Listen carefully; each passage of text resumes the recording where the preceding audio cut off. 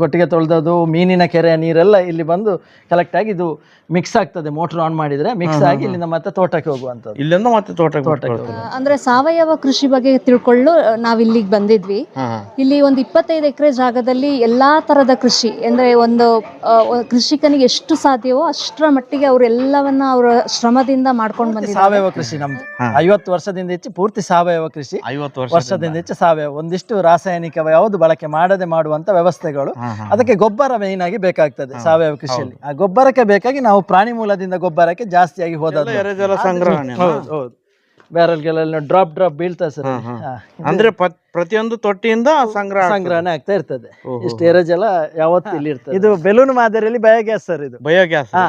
ನಾವು ಹಂದಿಗಳಿಗೆ ಹಾಕಿಯ ತ್ಯಾಜ್ಯ, ಹಂದಿ ತ್ಯಾಜ್ಯ ಎಲ್ಲ ಬಂದು ಇದರಲ್ಲಿ ಗ್ಯಾಸ್ ಆಗುವಂತ ಸರ್. ಇಲ್ಲಿ ಬಂದು ಗ್ಯಾಸ್ ಫಾರ್ಮೇಶನ್. ಮೇಲ್ಮೈಯ ಗುಡ್ಡದ ಮೇಲ್ಮೈಯ ಮಣ್ಣು ಮತ್ತು ಕಸ ಕಡ್ಡಿಗಳನ್ನೆಲ್ಲ ಹಾಕಿ ಅದಕ್ಕೆ ಮಣ್ಣಿಂದ ಅದನ್ನು ಮುಚ್ಚಿ ಕೆಳಗೆ ಬೆಂಕಿ ಕೊಟ್ಟಾಗ ಬೆಂಕಿಯಲ್ಲಿ ಮಣ್ಣು ಸುಡಬೇಕು. ಅದು ಸುಡು ಮಣ್ಣಾಗಿ ತಯಾರಾಗ್ತದೆ ಇದು. ರೈತ ಬಾಂಧವರಿಗೆ ನಮಸ್ಕಾರ. ನಾನು ನಿಮ್ಮ ರಂಗು ಕಸ್ತೂರಿ ಮುಡ್ಬೋಳ್. ಇವತ್ತು ನಾವು ಮಂಗಳೂರು ಜಿಲ್ಲೆಯ ಬೆಳ್ತಂಗಡಿ ತಾಲೂಕಿನಲ್ಲಿದ್ದೀವಿ. ಇಲ್ಲಿ ವಿಶೇಷವಾಗಿ ಕಡಮ್ಮಾಜೆ ಫಾರ್ಮ್ಗೆ ಬಂದಿದ್ದೀವಿ. ಫಾರ್ಮ್ ಅಂದ ಕೂಡಲೇ ಒಬ್ಬೊಬ್ಬರಿಗೆ ಒಂದೊಂದು ಆಲೋಚನೆ ಬರ್ತದೆ. ಆದರೆ ಇಲ್ಲಿರೋ ಫಾರ್ಮ್ ಯಾವ ರೀತಿ ಇದೆ ಅಂದರೆ, ಇಲ್ಲಿ ಒಳಗಡೆ ಒಬ್ಬ ಮನುಷ್ಯ ಬಂದಂದರೆ ಪ್ರತಿಯೊಂದು ವಿಷಯಗಳನ್ನು ಇಲ್ಲಿ ಕೂಲಂಕುಷವಾಗಿ ಪರಿಶೀಲನೆ ಮಾಡ್ಬೋದು. ಇಲ್ಲಿಂದ ಸುಮಾರು ಕಲಿಬೋದು. ಸಮಗ್ರ ಕೃಷಿ, ಸಾವಯವ ಕೃಷಿ, ನೈಸರ್ಗಿಕ ಕೃಷಿ, ಕೋಳಿ ಸಾಕಾಣಿಕೆ, ಕುರಿ ಸಾಕಾಣಿಕೆ, ಹೈನುಗಾರಿಕೆ, ಈ ರೀತಿ ಪ್ರತಿಯೊಂದನ್ನು ಇಲ್ಲಿ ನೋಡ್ಬೋದು. ಅದರ ಜೊತೆಗೆ ಮೌಲ್ಯವರ್ಧನೆಯನ್ನು ಯಾವ ರೀತಿ ಮಾಡ್ಬೋದು, ನಾವು ಸ್ವಾವಲಂಬಿಯಾಗಿ ಯಾವ ರೀತಿ ಜೀವನ ಮಾಡ್ಬೋದು, ಈ ರೀತಿ ಹಲವಾರು ವಿಷಯಗಳು ಒಂದೇ ಸೂರಿನಲ್ಲಿ ನೋಡ್ಬೋದು ಅಂತ ವಿಶೇಷವಾದಂಥ ಫಾರ್ಮನ್ನು ನಿರ್ಮಾಣ ಮಾಡಿದ್ದಾರೆ. ನಮಗೆ ಒಂದು ಕೃಷಿ ವಿಜ್ಞಾನ ಕೇಂದ್ರನ ನೋಡಿದಷ್ಟು ಖುಷಿ ಆಗ್ತದೆ. ಅಷ್ಟು ಅಚ್ಚುಕಟ್ಟಾಗಿ ಇಲ್ಲಿ ಒಂದೊಂದು ಪದ್ಧತಿಗಳನ್ನು ಅಳವಡಿಸ್ಕೊಂಡಿದ್ದಾರೆ. ಏನೇನಿದೆ, ಯಾವ ಪದ್ಧತಿಗಳನ್ನು ಅಳವಡಿಸ್ಕೊಂಡಿದ್ದಾರೆ, ಸಂಪೂರ್ಣ ಮಾಹಿತಿಯನ್ನು ಪಡೆಯೋಣ. ನಮಸ್ಕಾರ ಸರ್. ನಮಸ್ತೆ. ನಮಸ್ತೆ ಮೇಡಮ್. ಮೊದಲಿಗೆ ನಮ್ಮ ರೈತರಿಗೆ ತಮ್ಮ ಹೆಸರು ಪರಿಚಯ ಹೇಳ್ರಿ ಸರ್. ನಾನು ದೇವಿ ಪ್ರಸಾದ್ ಕಡಮಾಜೆ ಅಂತ, ಬೆಳ್ತಂಗಡಿ ತಾಲೂಕಿನ ಮೊಗ್ರು ಗ್ರಾಮ. ಇದು ಮೊಗ್ರು ಗ್ರಾಮ ಬರುತ್ತೆ. ಕಡಮಾಜೆ ಅಂತ ಹೇಳಿ ಇಲ್ಲಿಯ ಹೆಸರು. ಕಡಮಾಜೆ ಅಂತ ಹೇಳಿದ್ರೆ ಕಡವೆಗಳು ಮೇಯ್ತಿದ್ದ ಜಾಗ ಅಂತ ಮುಂಚೆ, ಹಾಗೆ ಕಡಮಾಜೆ ಅಂತ ಹೆಸರು ಬಂದದ್ದು. ಒಂದು 25 ಎಕರೆ ಜಾಗ. 25 ಎಕರೆ ಇದೆ. ಮುಖ್ಯ ಬೆಳೆ ಏನೇನಿದೆ? ಮುಖ್ಯ ನಮ್ದು ಇಲ್ಲಿ ಅಡಿಕೆ, ತೆಂಗು, ಕಾಳುಮೆಣಸು, ಜೊತೆಯಲ್ಲಿ ಬಾಳೆ, ಸ್ವಲ್ಪ ಕಾಫಿ ಉಪಕೃಷಿಯಾಗಿ ಮಾಡುವಂಥದ್ದು. ಸಾಮಾನ್ಯವಾಗಿ ಈ ಭಾಗದಲ್ಲಿ ಎಲ್ಲಿ ನೋಡಿದ್ರು ಅಡಿಕೆ, ತೆಂಗೆ ಮುಖ್ಯವಾಗಿ ಕಾಣ್ತದೆ. ಅದನ್ನ ಬಿಟ್ರೆ ಸ್ವಲ್ಪ ತರಕಾರಿ ಅದು ಮಾಡ್ಕೊಂಡಿರ್ತಾರೆ. ಆದರೆ ಇಲ್ಲಿ ಕೃಷಿ ವೈವಿಧ್ಯತೆನೇ ಸೃಷ್ಟಿ ಮಾಡಿದ್ದೀರಿ.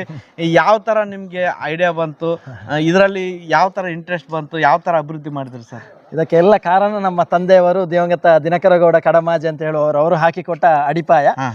ಪೂರ್ತಿ ಸಾವಯವ ಕೃಷಿ ನಮ್ದು. 50 ವರ್ಷದಿಂದ ಹೆಚ್ಚು ಪೂರ್ತಿ ಸಾವಯವ ಕೃಷಿ. 50 ವರ್ಷದಿಂದ ಹೆಚ್ಚು ಸಾವಯವ, ಒಂದಿಷ್ಟು ರಾಸಾಯನಿಕ ಯಾವುದು ಬಳಕೆ ಮಾಡದೆ ಮಾಡುವಂತ ವ್ಯವಸ್ಥೆಗಳು. ಅದಕ್ಕೆ ಗೊಬ್ಬರ ಮೇಯ್ನ್ ಆಗಿ ಬೇಕಾಗ್ತದೆ ಸಾವಯವ ಕೃಷಿಯಲ್ಲಿ. ಆ ಗೊಬ್ಬರಕ್ಕೆ ಬೇಕಾಗಿ ನಾವು ಪ್ರಾಣಿ ಮೂಲದಿಂದ ಗೊಬ್ಬರಕ್ಕೆ ಜಾಸ್ತಿಯಾಗಿ ಹೋದದ್ದು.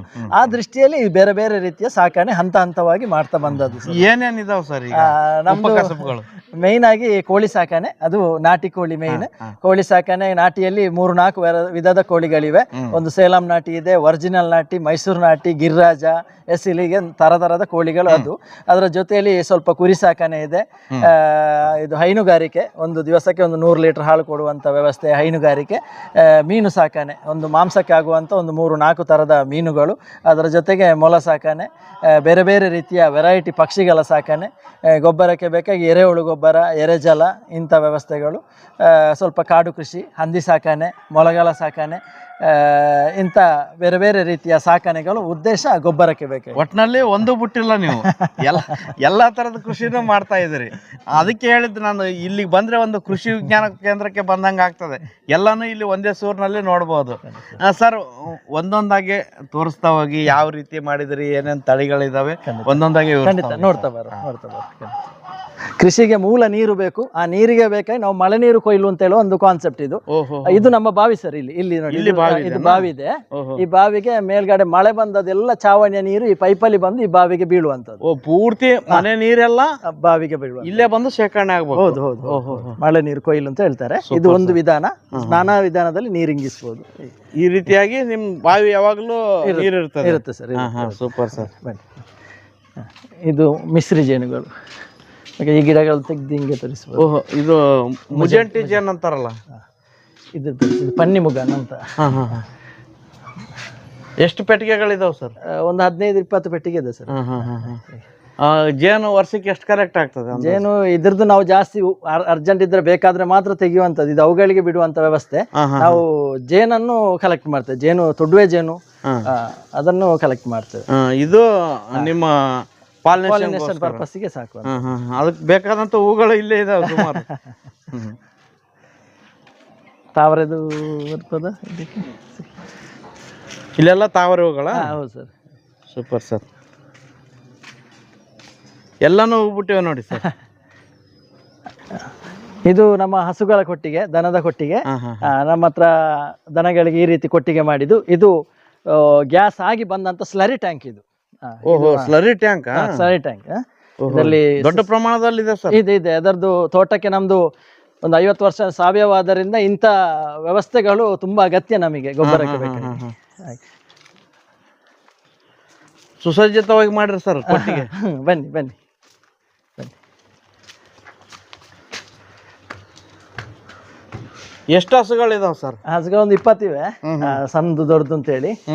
ಒಂದು ದಿವಸಕ್ಕೆ ಒಂದು 100 ಲೀಟರ್ ಅಷ್ಟು ಡೈರಿಗೆ ಹಾಲು ಹಾಕುವಂತ ವ್ಯವಸ್ಥೆಗಳು. ಯಾವ್ಯಾವ ತಳಿ ಇದಾವೆ ಸರ್ ಹಸುಗಳು? HF ಇದೆ, ಮಲೆನಾಡು ಗಿಡ್ಡನು ಇದೆ, ಗೀರ್ ಇದೆ, ಸಾಯಿವಾಲ, ಜರ್ಸಿ, ಎಲ್ಲ ಮಿಕ್ಸ್ ಇದೆ. ಇಂಥದೇ ತಳಿ ಅಂತೆಲ್ಲ ಎಲ್ಲ ಮಿಕ್ಸ್ ಆಗಿದೆ. ಒಟ್ಟಿನಲ್ಲಿ ಹಾಲು ಉತ್ಪಾದನೆ ಚೆನ್ನಾಗಿ ಆಗ್ತದೆ. ಹೌದು. ಇದು ಟ್ಯಾಂಕ್ ಸರ್. ಇಲ್ಲಿ ಇದು ಸ್ಲರಿ ಟ್ಯಾಂಕ್. ಇದು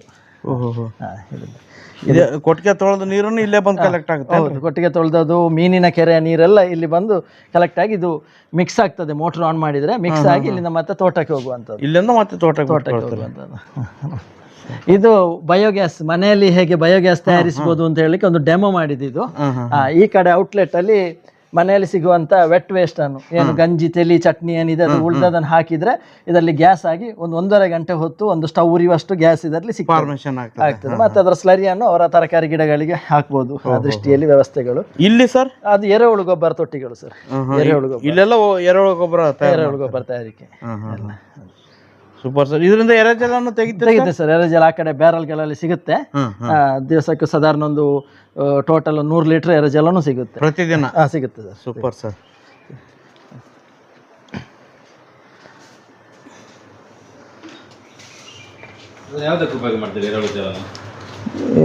ತರಕಾರಿ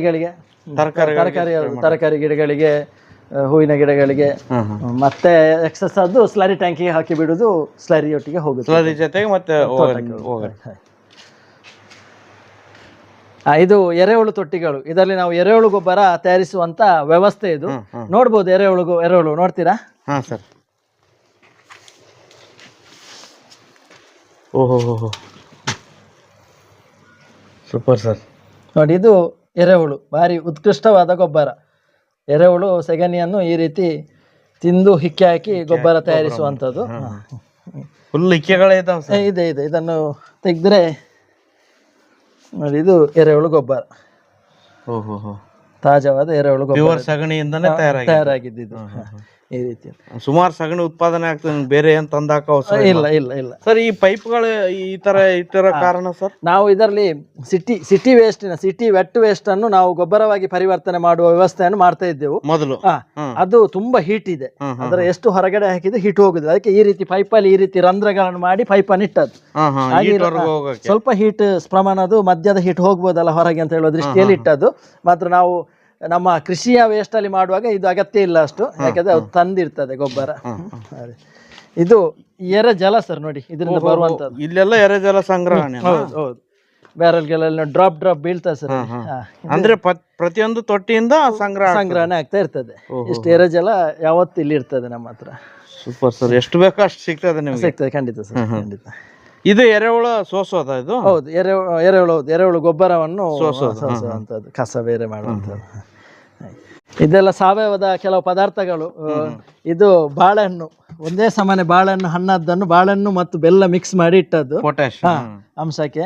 ಇದು ನೀವು ತುಂಬಾ ವಿಡಿಯೋ ಮಾಡಿದ್ದೀರಿ, ಫಿಶ್ ಅಮಿನೋ ಆಸಿಡ್. ಇದು ಅಂತದೇ ಒಂದು ಪ್ರಕ್ರಿಯೆ. ಇದು ಫಿಶ್ ಅಮಿನೋ ಆಸಿಡ್ ಅದನ್ನು ತಯಾರಿಸುವಂತ ವ್ಯವಸ್ಥೆಗಳು.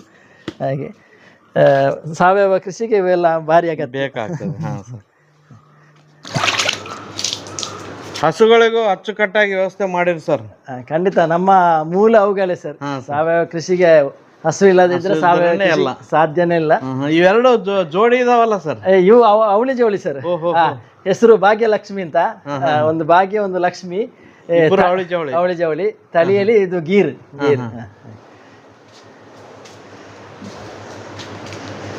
ಸರ್ ಇದಕ್ಕೆಲ್ಲ ಬ್ರೀಡಿಂಗ್ ವ್ಯವಸ್ಥೆ ಯಾವ ತರ ಮಾಡ್ತೀರಿ ಸರ್? ಬ್ರೀಡಿಂಗ್ ನಾವೇ ಒಂದು ಹೋರಿ ಸಾಕಿದ್ದೀವಿ ಸರ್. ಆ ಹೋರಿಯ ಮುಖಾಂತರನೇ ಬ್ರೀಡಿಂಗ್ ಮಾಡ್ತಾ ಇರೋದು. ನ್ಯಾಚುರಲ್ ಬ್ರೀಡಿಂಗ್ ಆಗ್ತಾ ಇರೋದು. ಇದು ಹೋರಿ ಮನೆದೇನ ತಂದಿದ್ದು? ಮನೆದೆ ಸರ್, ಮನೆದೆ. ರಾಮ ಅಂತ ಹೆಸರು ಒಂದು. ರಾಮ ಹೇಳಮ್ಮ, ಹೇಳು ಹೇಳು ಹೇಳು ಹೇಳು. ಓಹೋ, ತುಂಬಾ ಚೆನ್ನಾಗಿದೆ ಸರ್ ರಾಮ. ರಾಮ ಬಾ. ಇದು ಯಾವ ತಳಿ ಸರ್? ಇದು ಸಾಯಿವಾಲ ತಳಿ ಸರ್. ಸಾಯಿವಾಲ ಅಂದ್ರೆ ಇದು ಕ್ರಾಸ್ ಮಾಡಿದ್ದಾನ? ಎಲ್ಲ ಇವು ಕ್ರಾಸ್ ಮಾಡಿ ಆದಂತ ಕರುಗಳು ಸರ್. ಈ ಟೋಟಲ್ ಹಸುಗಳಿಗೆ ಮೇವಿನ ವ್ಯವಸ್ಥೆ ಯಾವ ತರ ಮಾಡ್ತೀರಿ? ಅದಲ್ಲದೆ ಮತ್ತೆ ಏನೇನು ಯಾವ ಸಮಯದಲ್ಲಿ ಕೊಡ್ತೀರಿ ಸರ್? ನಾವು ಹಸುಗಳಿಗೆ 2 ಹೊತ್ತು ಮಾತ್ರ ಮೇವು ಹಾಕುದು, ಒಂದು ಬೆಳಿಗ್ಗೆ ಮತ್ತು ಸಾಯಂಕಾಲ. ನಮ್ಮ ಹತ್ರ ಹಸಿರು ಹುಲ್ಲು ಬೇಕಾದಷ್ಟು, ನಮ್ಮ ಅಡಿಕೆ ತೋಟ ಇದ್ದರಿಂದ ಹಸಿರು ಹುಲ್ಲು ಇದೆ. ಆ ಹುಲ್ಲನ್ನು ಈ ರೀತಿ ಮೂಟೆ ಮೂಟೆ ತಂದು ಇಲ್ಲಿ ಚಾಪ್ ಕಟ್ಟರ್ ಮಿಷಿನ್ ಇದೆ ಒಳಗಡೆ. ಆ ಚಾಪ್ ಕಟ್ಟರ್ ಅಲ್ಲಿ ಕಟ್ ಮಾಡಿ ಸಣ್ಣ ಹುಡಿ ಮಾಡಿ ಕಟ್ ಮಾಡಿ ಹಾಕುವಂತದ್ದು. ಇದು ಯಾಕೆಂತ ಕೇಳಿದ್ರೆ ಇದರಲ್ಲಿ ಹುಲ್ಲು ವೇಸ್ಟೇಜ್ ಕಡಿಮೆ ಆಗ್ತದೆ. ದನಗಳಿಗೆ ಜೀರ್ಣ ಕೂಡ ಹುಲ್ಲು ಒಳ್ಳೆದಾಗ್ತದೆ. ತಿಂತವೆ ಸರ್. ಆ ದೃಷ್ಟಿಯಲ್ಲಿ 2 ಹೊತ್ತು ತಿನ್ಲಿಕ್ಕೆ ಹಾಕುದು. ಮತ್ತೆ ಸ್ವಲ್ಪ ಹಿಂಡಿ ಎಲ್ಲ ಕೊಡುವಂತ ವ್ಯವಸ್ಥೆಗಳಿವೆ. ಬೆಳಿಗ್ಗೆ ಮತ್ತು 2 ಹೊತ್ತು ಹಿಂಡಿ ಕೊಡುವಂತ ವ್ಯವಸ್ಥೆಗಳಿವೆ. ಮತ್ತೆ ನೀರು ತುಂಬಿಸಿ ಇಡುದು, ಕುಡಿಯುವಂತ ನೀರು. ಈಗ ಹಾಲು ಕೊಡೋ ಹಸುಗಳಿಗೆ ಏನು ಪ್ರತ್ಯೇಕವಾಗಿ ಪೋಷಣೆ ಮಾಡ್ತಾರೆ? ಹೆಚ್ಚಿಗೆ ಪೋಷಣೆ ಇಲ್ಲ, ಸ್ವಲ್ಪ ಪ್ರಮಾಣದಲ್ಲಿ ಹಿಂಡಿ ಜಾಸ್ತಿ ಕೊಡುವಂತ ವ್ಯವಸ್ಥೆಗಳಿವೆ. ಯಾಕೆಂದ್ರೆ ಹಾಲು ಕೊಡುವಾಗ ಅವುಗಳಿಗೆ ಅಷ್ಟು ಅವುಗಳ ಶರೀರದಿಂದ ಹೊರಗೆ ಶಕ್ತಿ ಹೋಗುವುದರಿಂದ ಅದಕ್ಕೆ ಬೇಕಾಗಿ ಸ್ವಲ್ಪ ಹಿಂಡಿ ಪ್ರಮಾಣ ಜಾಸ್ತಿ ಮಾಡುವಂತದ್ದು ಇದೆ. ಸರ್ ಈ ಕಡೆ ಎಲ್ಲ ನಿಮ್ ತೋಟನೇ ಏನ್ ಸರ್? ಹೌದು ಸರ್, ಈ ಕಡೆ ಎಲ್ಲ ಅಡಿಕೆ ತೋಟಗಳು. ಇವು ಇಲ್ಲಿ ನೋಡಿ ಸರ್, ಜೇನು ಪೆಟ್ಟಿಗೆ. ಎಷ್ಟಿದಾವ ಸರ್ ಪೆಟ್ಟಿಗೆ? ಪೆಟ್ಟಿಗೆ ನಮ್ಮ ಹತ್ರ 100 ಪೆಟ್ಟಿಗೆ ಇದೆ ಸರ್. ತೋಟ ಸುತ್ತಲೂ 100 ಪೆಟ್ಟಿಗೆ ಇದೆ. ಇಲ್ಲಿ ಜಾಸ್ತಿ ಪ್ರಮಾಣದಲ್ಲಿ ಅಳವಡಿಸಿರಿ? ಎಲ್ಲ ತೋಟದ ಬದಿಯಲ್ಲಿ ಈ ರೀತಿ ಅಳವಡಿಸಿ ಸರ್. ಎಲ್ಲಿ ಸ್ಪ್ರಿಂಕ್ಲರ್ ಇರಿಗೇಷನ್ ಇಲ್ಲ, ನೀರು ಪೆಟ್ಟಿಗೆ ಬೀಳುವುದಿಲ್ಲ ಅಂತ ಜಾಗದಲ್ಲಿ ಇಟ್ಟದ್ದು. ಇಟ್ಟು ಅದರ ಕೆಲಸವನ್ನು ಆ ಜಾಗದಲ್ಲಿ ಹೋಗಿ ಮಾಡುವಂತ. ಇನ್ನೊಂದು ಏನಂದ್ರೆ ನಿಮ್ ಕಡೆ ವಾತಾವರಣ ಜೇನಿಗೆ ಒಳ್ಳೆ ವಾತಾವರಣ ಸರ್. ಯಾಕಂದ್ರೆ ಜಾಸ್ತಿ ಕೆಮಿಕಲ್ ಉಪಯೋಗ ಆಗಲ್ಲ ಇಲ್ಲಿ. ಖಂಡಿತ. ಗಿಡ ಗಂಟಿಗಳು ಹೂಗಳು ಜಾಸ್ತಿ. ಈಗ ನಮ್ಮ ಏರಿಯಾದಲ್ಲಿ ಅಂದ್ರೆ ಬಿಸಿಲು ಜಾಸ್ತಿ ಮತ್ತೆ ಕೆಮಿಕಲ್ ಬಳಸೋದು ಜಾಸ್ತಿ. ಹಂಗಾಗಿ ನಿಮ್ಗೆ ಒಳ್ಳೆ ಸೂಕ್ತವಾದ ವಾತಾವರಣ ಇದೆ ಸರ್ ಜೇನಿಗೋಸ್ಕರ. ಸರ್ ಇದರಲ್ಲಿ ಯಾವ ತರ ಉತ್ಪಾದನೆ ಮಾಡ್ತೀರಿ ಸರ್ ಜೇನು? ಮೊದಲನೇದಾಗಿ ನಮಗೆ ಪರಾಗ ಕ್ರಿಯೆ ನಡಿಬೇಕು ಅಂತ ಹೇಳೋ ದೃಷ್ಟಿಯಲ್ಲಿ ನಾವು ಜೇನು ಸಾಕಣೆ ಮಾಡಿದ್ದು. ಜೇನು ನೊಣಗಳ ಚಲನವಲನ ನೋಡಿದ್ರೆ ನಮಗೆ ಗೊತ್ತಾಗುತ್ತೆ ಆ ಪ್ರಕೃತಿ ಹೇಗಿದೆ, ಸಾವಯವವಾಗಿದೆ, ಆ ವಿಷವಾಗಿದೆ ಅಂತ ಇಲ್ಲಿ ನಮಗೆ ಒಂದು ತಿಳುವಳಿಕೆ ಅದರಿಂದ ಬರ್ತದೆ. ಇದರಿಂದ ಜೇನುತುಪ್ಪವನ್ನು ಉಪಯೋಗ ಮಾಡುವಂತ ವ್ಯವಸ್ಥೆ, ಅದಕ್ಕಿಂತ ಹೆಚ್ಚಾಗಿ ಪರಾಗ ಕ್ರಿಯೆ ಇವುಗಳಿಂದ ನಡಿಬೇಕು. ಆ ಉದ್ದೇಶಕ್ಕೆ ಬೇಕಾಗಿ ಜೇನು ಸಾಕಣೆ ಮಾಡುವಂತ. ಇದರಲ್ಲಿ ಏನು ಬೈ ಪ್ರಾಡಕ್ಟ್ ಏನು ಇಲ್ಲ, ಜೇನುತುಪ್ಪ ಮಾತ್ರ ಮಾಡುವಂತದ್ದು ಈಗ ಸದ್ಯಕ್ಕೆ. ಎಷ್ಟು ಉತ್ಪಾದನೆ ಆಗ್ತದೆ ಸರ್ ನಿಮ್ಗೆ? ವೇರಿಯೇಷನ್ ಡಿಪೆಂಡ್ ಆಗಿರುತ್ತೆ ಸರ್. ಒಂದು 800 kg 900 kg ವರೆಗೂ ಆಗುವಂತದ್ದು ಇದೆ ತುಪ್ಪ. ಒಂದು 400 kg 500 kg ಅವರೇಜ್ ಸಿಗುತ್ತೆ. ಪೆಟ್ಟಿಗೆಯನ್ನು ಹೊಂದಿಕೊಂಡು, ಸದೃಢತೆಯನ್ನು ಹೊಂದಿಕೊಂಡು, ನಮ್ಮ ಸಮಯವನ್ನು ಹೊಂದಿಕೊಂಡು ಉಂಟು. ನಮಗೆ ಅವುಗಳ ಕೆಲಸ ಮಾಡ್ಲಿಕ್ಕೆ ಸಮಯ ಇದ್ರೆ ಅವುಗಳನ್ನ ಸೂಪರ್ ಕೊಡೋದು, ಡೇ ಟು ಡೇ ಕೆಲಸ ಆಗ್ಬೇಕು. ನಾಳೆ ಮಾಡ್ತೇನೆ ಅಂತ ಹೇಳಿದ್ರೆ ಆಗುದಿಲ್ಲ, ಇವತ್ತೇ ಮಾಡ್ಬೇಕು. ಅದೊಂದು ಜೇನಿನಲ್ಲಿ ತುಂಬಾ ಒಂದು ಅಕ್ಯುರಸಿ. ಅದಕ್ಕಿಂತಲೂ ಒಂದು ಖುಷಿಯ ವಿಚಾರ, ಒಂದು ಕೂಡು ಕುಟುಂಬ ಹೇಗೆ ಕೆಲಸ ಮಾಡ್ತದೆ ಅಂತ ಹೇಳಿದ್ರೆ ಜೇನಲ್ಲಿ ನಾವು ನೋಡಿ ಕಲಿಬಹುದು. ಸರ್ ಈ ಶೆಡ್ ಅಲ್ಲಿ ಏನಿದೆ ಸರ್? ಇದು ಹಂದಿ ಶೆಡ್ ಸರ್, ಹಂದಿಗಾಲ ಫಾರ್ಮ್ ಇದು. ಇವಾಗ ಹಂದಿಗಾಲ ಸಂಖ್ಯೆ ಕಡಿಮೆ ಇದೆ. ಒಂದು 200 ಹಂದಿವರೆಗೆ ಈ ಶೆಡ್ ಅಲ್ಲಿ ಇರ್ತಿತ್ತು. 200 ಲಾಸ್ಟ್ ಅಲ್ಲಿ ಉಂಟು. ಸರ್ ಇದ್ರ ನಿರ್ವಹಣೆ ಎಲ್ಲ ಯಾವ ತರ ಸರ್? ಇದಕ್ಕೆ ಫೀಡ್ ಎಲ್ಲ ಯಾವ ತರ ಕೊಡ್ತೀರಿ? ಇದಕ್ಕೆ ನುಚ್ಚು ಬೇಯಿಸಿ ಹಾಕುದು. ಹಾಗಂತ ಹೇಳಿ ಕೋಳಿ ತ್ಯಾಜ್ಯದಲ್ಲಿಯೂ ಸುರಿಗೆ ಸಾಕ್ತಿದ್ದೇವೆ ನಾವು. ಮತ್ತೆ ನುಚ್ಚು ಮಾತ್ರ ಹಾಕಿ ಸಾಕುವಂಥದ್ದು ಇಲ್ಲಿ ಹೇಳ. ಇದು ಸಾಮಾನ್ಯವಾಗಿ ಎಷ್ಟು ಪ್ರೊಡಕ್ಷನ್ ಕೊಡ್ತದೆ ಸರ್ ಒಂದು ವರ್ಷಕ್ಕೆ? ಇವೆಲ್ಲ ನಾವು ಈಗ ನಮ್ಮ ಹತ್ರ ಸಾಧಾರಣ 2 ಕ್ವಿಂಟಾಲ್ 3 ಕ್ವಿಂಟಾಲ್ ಆಗುವ ಹಂದಿಗಳಿವೆ. ಈಗ ನಾವು ವ್ಯವಹಾರಿಕ ದೃಷ್ಟಿಯಲ್ಲಿ ನೋಡ್ಬೇಕಾದ್ರೆ ಒಂದು ವಾರಕ್ಕೆ ಎಷ್ಟು ಹಂದಿ ಬೇಕಾದ್ರೆ ಅಷ್ಟು ಹಂದಿ ಸಾಕುವವರ ಕೈಯಿಂದ ತಕೊಂಡು ಬಂದು ಇರುವಂತ ವ್ಯವಸ್ಥೆ. ಈಗ ಮುಂಚೆ ಮರಿಯಿಂದ ಸಾಕ್ತಿದ್ದೆವು. ಮರಿಯಿಂದ ಸಾಕುವಾಗ ಏನಾಗ್ತದೆ ಅಂದ್ರೆ ಕಸ್ಟಮರ್ಗೆ ಬೇಕಾದ ಸೈಜ್ ಕೊಡ್ಲಿಕ್ಕೆ ಆಗ್ತಾ ಇಲ್ಲ. ಹಾಗೆ ಇರುವಾಗ ನಾವು ಹೊರಗಡೆಯಿಂದ ತಂದ್ರೆ ಅದರಲ್ಲಿ ವೈರಸ್ ಎಲ್ಲ ಅಟ್ಯಾಕ್ ಆಗಿ ಇಲ್ಲಿ ಸಮಸ್ಯೆ ಆಗ್ತದೆ. ಅದಕ್ಕೆ ಈಗ 2 ವಿಚಾರ ಬಿಟ್ಟಿದ್ದೇವೆ, ಸಾಕುದನ್ನು ಬಿಟ್ಟಿದ್ದೇವೆ, ತಂದು ಕೊಡುವಂತ ವ್ಯವಸ್ಥೆಗೆ ಹೋಗಿದ್ದೇವೆ ನಾವು. ತಂದು ಕೊಡ್ತಾ ಇದ್ದೀವಿ. ಇದಕ್ಕೆ ರೋಗ ಸಮಸ್ಯೆ ಏನೇನು ಬರ್ತದೆ ಸರ್? ಹಂದಿಗಳಿಗೆ ಏನು ಇರಲಿಲ್ಲ. ಈಗ ಒಂದು 3 ವರ್ಷದಿಂದ ಈಚೆ ಆಫ್ರಿಕನ್ ಸ್ವೈನ್ ಫೀವರ್ ಅಂತ ಒಂದು ದೇಶದಾದ್ಯಂತ ಸ್ಪ್ರೆಡ್ ಆಯ್ತು ಹಂದಿಗಳಿಗೆ. ಅದು ಬಾರಿ ಭೀಕರ ಆಯ್ತು. ನಮಗೆ ಕೊರೋನಾ ಹೇಗೆ ಬಂತು ಅದೇ ರೀತಿ ಹಂದಿಗಳಿಗೆ ಬಂತು. ಅದೊಂದು ಸಮಸ್ಯೆ ಬಿಟ್ರೆ ಬಾಕಿ ಬಾರಿ ವಿಶೇಷ ರೋಗಗಳಿಲ್ಲ. ಇದರಲ್ಲಿ ಆದಾಯ ಇದೆ ಅಂತೀವಿ? ಇದೆ ಇದೆ ಇದೆ, ಹಂದಿಯಲ್ಲಿ ಆದಾಯ ಇದೆ. ಅದಕ್ಕಿಂತ ಬೈ ಪ್ರಾಡಕ್ಟ್ ಚಂದ ಇದೆ. ಇದರ ಗೊಬ್ಬರ, ಬಯೋಗ್ಯಾಸ್ ಇದೆಲ್ಲ ಒಳ್ಳೆ ಪ್ರಯೋಜನ, ತೋಟಕ್ಕೆ ಅನುಕೂಲ. ಖಂಡಿತ ಖಂಡಿತ. ಸರ್ ಇಲ್ಲಿ ಏನಿದೆ ಸರ್? ಬಲೂನ್ ತರ ಇದೆಲ್ಲ, ಇದು ಬೆಲೂನ್ ಮಾದರಿಯಲ್ಲಿ ಬಯೋಗ್ಯಾಸ್ ಸರ್. ಇದು ಬಯೋಗ್ಯಾಸ್. ನಾವು ಹಂದಿಗಳಿಗೆ ಹಾಕಿಯ ತ್ಯಾಜ್ಯ, ಹಂದಿ ತ್ಯಾಜ್ಯ ಎಲ್ಲ ಬಂದು ಇದರಲ್ಲಿ ಗ್ಯಾಸ್ ಆಗುವಂತ ಸರ್. ಓ, ಇಲ್ಲಿ ಬಂದು ಗ್ಯಾಸ್ ಫಾರ್ಮೇಶನ್ ಆಗ್ತದೆ. ಹೌದು, ಇದರಿಂದ ಅಡಿಗೆ ಬಳಸ್ತಾರೆ? ಹೌದು ಹೌದು ಹೌದು ಸರ್, ಹೌದು.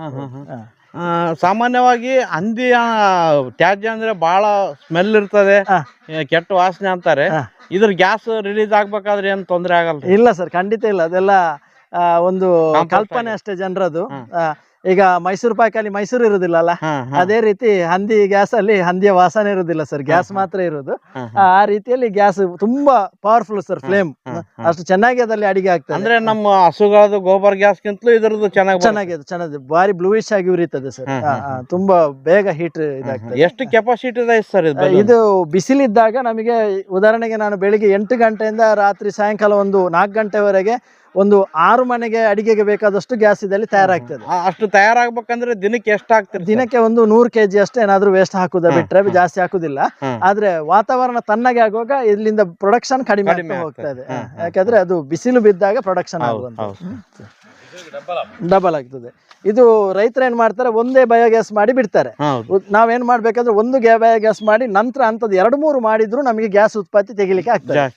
ಹಾಕುದು ಒಂದೇ ಸಲ ಹಾಕಿದ್ರೆ ಆಯ್ತು, 3 ಸಲ ಗ್ಯಾಸ್ 4 ಸಲ ಗ್ಯಾಸ್ ಉಪಯೋಗ ಮಾಡಬಹುದು. ಈಗ ಇದ್ರ ಸ್ಲರಿ ಇಲ್ಲಿ ಸ್ಟೋರ್ ಆಗ್ತದೆ? ಹೌದು ಸರ್, ಹೌದು ಹೌದು. ಓಹೋ, ದೊಡ್ಡ ಪ್ರಮಾಣದಲ್ಲಿ ಟ್ಯಾಂಕ್ ಐತೆ. ಹೌದು ಸರ್. ಇದು ಸ್ಲರಿ. ಇಲ್ಲಿಂದ ಈ ಸ್ಲರಿ ತೋಟಕ್ಕೆ ಹೋಗುವಂತದ್ದು, ಗಿಡಗಳಿಗೆ, ಅಡಿಕೆ ಗಿಡಗಳಿಗೆ, ಕಾಲ್ಮೆಣ್ಸ್, ಬಾಳೆ ಇವುಗಳಿಗೆ ಬುಡ ಬುಡ. ಅಂದ್ರೆ ನೀವು ಹೈಟ್ ಅಲ್ಲಿ ಇರೋದ್ರಿಂದ ನಿಮ್ಗೆ ಪಂಪ್ ಮಾಡೋ ಅವಸರ ಇಲ್ಲ? ಇಲ್ಲ ಸರ್, ಬರೀ ವಾಲ್ ಓಪನ್ ಮಾಡಿದ್ರೆ ಆಟೋಮೆಟಿಕ್ ಹೋಗ್ತದೆ? ಆಟೋಮೆಟಿಕ್, ಎಲ್ಲ ಆಟೋಮೆಟಿಕ್ ಆಗಿ ಸೈಫನ್ ಆಗಿ ಹೋಗುವಂತ. ಸರ್ ಇದೇನ್ ಸರ್? ಇದು ಸುಡುಮಣ್ಣು ಸರ್. ಇದು ತುಂಬಾ ಅಗತ್ಯ ನಮಗೆ ತರಕಾರಿಗೆ, ಗಿಡಗಳಿಗೆಲ್ಲ. ಸುಡುಮಣ್ಣು ಇದು ಯಾವ ರೀತಿ ತಯಾರಾಗುತ್ತೆ ಸರ್? ಇದು ಮೇಲ್ಮೈಯ, ಗುಡ್ಡದ ಮೇಲ್ಮೈಯ ಮಣ್ಣು ಮತ್ತು ಕಸ ಕಡ್ಡಿಗಳನ್ನೆಲ್ಲ ಹಾಕಿ ಅದಕ್ಕೆ ಮಣ್ಣಿಂದ ಅದನ್ನು ಮುಚ್ಚಿ ಕೆಳಗೆ ಬೆಂಕಿ ಕೊಟ್ಟಾಗ ಬೆಂಕಿಯಲ್ಲಿ ಮಣ್ಣು ಸುಡಬೇಕು. ಅದು ಸುಡು ಮಣ್ಣಾಗಿ ತಯಾರಾಗ್ತದೆ. ಇದು ರಿಚ್ ಪೊಟ್ಯಾಷ್ ಅಂಶ ಇದರಲ್ಲಿ ಸಿಗುತ್ತೆ. ಫುಲ್ ಅಗರ ಇರ್ತದೆ. ಹೌದು ಹೌದು ಹೌದು. ನಾವು ಕಾಲಿಟ್ರೆ ಒಳಗಡೆ ಹೋಗ್ತೇವೆ, ಒಳಗಡೆ ಕೆಂಡನು ಇರುತ್ತೆ ಇದರಲ್ಲಿ. ಆ ರೀತಿಯ ಮಣ್ಣು ಇದು ರೆಡಿ ಮಾಡ್ತಾ ಇರುವಂತದ್ದು ತರಕಾರಿ ಗಿಡಗಳಿಗೆ. ಇದನ್ನ ತರಕಾರಿಗೆ ಹಾಕಕ್ಕೆ ಬಳಸ್ತೀವಿ? ಹೌದು ಹೌದು ಸರ್, ಹೌದು ಹೌದು. Super sir. ಮೇಡಮ್ ನಮಸ್ತೆ. ನಮಸ್ತೆ. ತಮ್ಮ ಪರಿಚಯ ಹೇಳ್ರಿ ಮೇಡಮ್. ನಾನು ಶ್ರೀರಕ್ಷಾ ಅಂತ, ಉಪವಲಯಾರಣ್ಯಾಧಿಕಾರಿ, ಸಂಪಾಜೆ ಶಾಖೆ, ಕೊಡಗು. ಕೊಡಗಿಂದ ಬಂದಿದ್ದೀರಿ? ಬರ್ತಾ ಇದ್ದೀವಿ. ಹಾ ಮೇಡಮ್, ಈ ಫಾರ್ಮ್ ನೋಡಿ ನಿಮ್ಗೆ ಏನ್ ಅನಿಸ್ತು? ನಿಮ್ಮ ಅನಿಸಿಕೆ ಹೇಳ್ರಿ ಮೇಡಮ್. ಅಂದ್ರೆ ಸಾವಯವ ಕೃಷಿ ಬಗ್ಗೆ ತಿಳ್ಕೊಳ್ಳು ನಾವ್ ಇಲ್ಲಿಗೆ ಬಂದಿದ್ವಿ. ಇಲ್ಲಿ ಒಂದು 25 ಎಕರೆ ಜಾಗದಲ್ಲಿ ಎಲ್ಲಾ ತರದ ಕೃಷಿ, ಅಂದ್ರೆ ಒಂದು ಕೃಷಿಕನಿಗೆ ಎಷ್ಟು ಸಾಧ್ಯವೋ ಅಷ್ಟರ ಮಟ್ಟಿಗೆ ಅವ್ರು ಎಲ್ಲವನ್ನ ಅವರ ಶ್ರಮದಿಂದ ಮಾಡ್ಕೊಂಡು ಬಂದಿದ್ದಾರೆ. ಅಂದ್ರೆ ನಾವೆಲ್ಲರೂ ಕೃಷಿ ಪ್ರಧಾನ ಸಮಾಜದಿಂದ ಬಂದಿರೋದ್ರಿಂದ ನಮಗೂ ಇದು ಮಾದರಿ ಆಗ್ತದೆ. ಇತರರು ಅಂದ್ರೆ ಒಂದ್ ಎಕರೆ ತೋಟ ಇರ್ಲಿ, ಅದ್ರಲ್ಲಿ ಬೇರೆ ಬೇರೆ ತರ ಹೇಗೆ ಒಂದಕ್ಕೊಂದು ಕನೆಕ್ಟೆಡ್ ಆಗಿರ್ತದೆ. ಈಗ ಹಂದಿ ಸಾಕಾಣಿಕೆ ಇರ್ಬೋದು, ಕೋಳಿ ಸಾಕಾಣಿಕೆ ಇರ್ಬೋದು, ಇದು ಫಿಶರೀಸ್ ಇರ್ಬೋದು, ಒಂದಕ್ಕೊಂದು ಕನೆಕ್ಟೆಡ್ ಆಗಿ ಹೇಗೆ ನಾವು ಕೃಷಿಯನ್ನ ಮಾಡಬಹುದು ಅನ್ನೋದಕ್ಕೆ ಇದೊಂದು ಒಳ್ಳೆ ಉದಾಹರಣೆ. ಅಂದ್ರೆ ಈಗ ಸಾವಯವ ಕೃಷಿ ಜೊತೆಗೆ ಸಮಗ್ರ ಕೃಷಿಯನ್ನು ಮಾಡೋರು ಇಲ್ಲಿ ಬಂದು ಕಲ್ತ್ಕೊಂಡು ಹೋಗ್ಬೋದು. ಹೌದು ಹೌದು. ಅವ್ರ ಮಾರ್ಕೆಟಿಂಗ್ ಬಗ್ಗೆನೂ ಹೇಳಿದ್ರು. ಸೊ ಕೃಷಿಯನ್ನ ಎಲ್ಲಾ ದೃಷ್ಟಿಯಿಂದ ಹೇಗೆ ನಾವು ಮುಂದುವರಿಸ್ಕೊಂಡು ಹೋಗ್ಬಹುದು ಅನ್ನೋದಕ್ಕೆ ಈಗಿನ ಪೀಳಿಗೆಗೂ ಕೂಡ ಇದೊಂದು ಉದಾಹರಣೆ. ಕೃಷಿಯಲ್ಲಿ ಕೂಡ ಮೌಲ್ಯವರ್ಧನೆ ಮಾಡ್ಕೊಂಡು ನಮ್ಮಲ್ಲಿ ಉತ್ಪಾದನೆ ಆದಂತನ ನಾವೇ ಮಾರ್ಕೆಟ್ ಮಾಡ್ಕೊಂಡು ಆದಾಯ ಪಡ್ಕೋಬಹುದು ಅನ್ನೋದು ಇಲ್ಲಿ ಬಂದು ಕಲಿಬಹುದು ಅಂತ ಹೇಳ್ತೀವಿ. ಹೌದು, ಕಲಿಬಹುದು. Okay madam, thank you so much. ನೋಡ್ಬೋದು ಫ್ರೆಂಡ್ಸ್, ಇಷ್ಟೆಲ್ಲ ಕೃಷಿಯನ್ನು ನಿಭಾಯಿಸ್ಕೊಂಡು ಹೋಗ್ತಾರೆ. ತುಂಬ ಸಿಂಪಲ್ ಆಗಿ, ತುಂಬ ಶ್ರಮಜೀವಿ, ಜೊತೆಗೆ ಹಲವಾರು ಜನಕ್ಕೆ ಕೆಲಸನೂ ಕೊಟ್ಟಿದ್ದಾರೆ. ಇವರಿಂದ ಸುಮಾರು ಜನ ಇಲ್ಲಿ ಕೆಲಸದಲ್ಲಿ ನಿರತರಾಗಿದ್ದಾರೆ. ಇವರ ಕೃಷಿ ಸೇವೆಯನ್ನು ಗಮನಿಸಿ ಹಲವಾರು ಥರದ ಪ್ರಶಸ್ತಿಗಳು ಕೂಡ ಬಂದಿದ್ದಾವೆ. ನೋಡ್ಬೋದು, ಪ್ರಶಸ್ತಿಗಳ ಲಿಸ್ಟೇ ಇದೆ. ಅದರಲ್ಲೂ ವಿಶೇಷವಾಗಿ ವರ್ಷದ ಕನ್ನಡಿಗ ಪ್ರಶಸ್ತಿ ಬಂದಿದೆ. ಇದನ್ನು ನೋಡಿ ನಮಗೂ ತುಂಬ ಖುಷಿ ಆಯಿತು. ಇವರು ಹೀಗೆ ಬೆಳೀಲಿ, ಇನ್ನೂ ಹೆಚ್ಚು ಹೆಚ್ಚು ಪ್ರಶಸ್ತಿಗಳು ಸಿಗಲಿ, ಇನ್ನೂ ಸಾಕಷ್ಟು ಜನರಿಗೆ ಇವರಿಂದ ಮಾರ್ಗದರ್ಶನವಾಗಲಿ ಅಂತ ಆಶಿಸ್ತೇವೆ. ಹೆಚ್ಚಿನ ಮಾಹಿತಿಯಾಗಿ ಇವರ ವಿಳಾಸ ನಂಬರನ್ನು ಹಾಕಿರ್ತೀನಿ. ಇವರಿಗೆ ಸಂಪರ್ಕ ಮಾಡೋದಕ್ಕಿಂತಲೂ ಇಲ್ಲಿಗೆ ಬಂದು ನೋಡಿದರೆ ನೀವು ತುಂಬ ಪುಳಕಿತರಾಗ್ತೀರಿ, ತುಂಬ ಅನುಭವವನ್ನು ಪಡಿತೀರಿ. ಆದಷ್ಟು ಇಲ್ಲಿಗೆ ಬರೋ ಪ್ರಯತ್ನ ಮಾಡಿ, ಇವರ ಫಾರ್ಮ್ಗೆ ಭೇಟಿ ನೀಡಿ ಮತ್ತು ಇವರ ಕೃಷಿ ಪದ್ಧತಿಯನ್ನು ನೋಡಿ ನೀವು ಕೂಡ ಅನುಸರಿಸ್ರಿ ಅಂತ ಹೇಳ್ತಾ ನಮಸ್ಕಾರ.